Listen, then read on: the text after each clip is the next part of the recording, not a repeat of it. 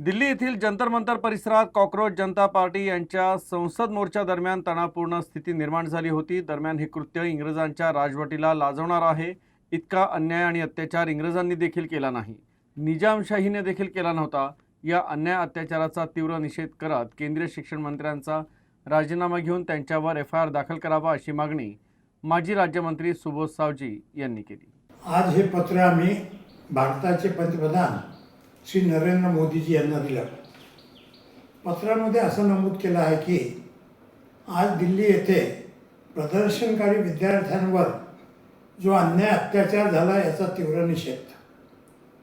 स्वातंत्र्यानंतर विद्यार्थ्यांवर त्यांच्या मागण्यासाठी एवढा अत्याचार अन्याय कधी झाला नाही।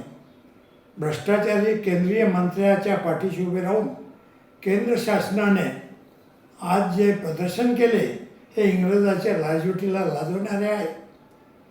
इंग्रजाच्या राजवटीत आणि निजामशाहीमध्ये सुद्धा असा प्रकार कधी घडला नाही।